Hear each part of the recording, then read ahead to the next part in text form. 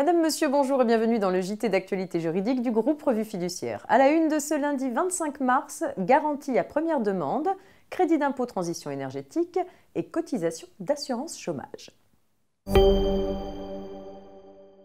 Et pour ouvrir cette édition, on s'intéresse donc à la garantie à première demande avec cette affaire. Le gérant d'une société se porte garant de l'engagement de cette dernière au profit d'un fournisseur dans un acte intitulé garantie à première demande.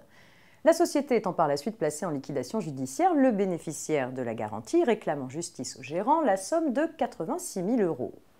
Le dirigeant prétend alors qu'il a souscrit un cautionnement et reproche au créancier de ne pas l'avoir mis en garde. En matière de cautionnement, en effet, le créancier doit mettre en garde la caution contre les conséquences de son engagement, du moins en présence d'une caution non avertie. L'argumentation n'est pas suivie par les juges. Au regard des termes utilisés dans l'acte signé par le dirigeant, il s'agit bien d'une garantie à première demande et non d'un cautionnement. Or, le créancier bénéficiaire d'une garantie à première demande ne supporte aucune obligation de mise en garde à l'égard du garant.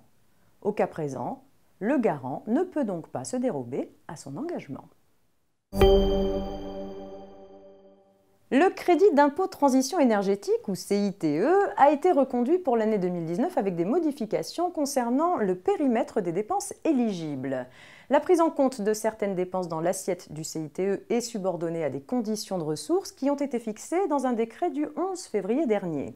Par ailleurs, certaines dépenses sont retenues dans des limites fixées dans un arrêté du 1er mars. Ainsi, pour les dépenses d'acquisition de chaudières à très haute performance énergétique autres que celles utilisant le fioul, le plafond est de 3 350 € TTC par logement.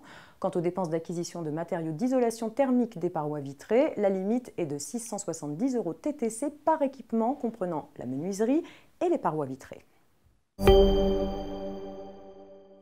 Un petit point relatif aux cotisations d'assurance chômage pour terminer. Pour rappel, la convention d'assurance chômage du 14 avril 2017 prévoit que les employeurs sont redevables d'une majoration de la contribution patronale d'assurance chômage de 0,50% pour les CDD d'usage d'une durée inférieure ou égale à 3 mois.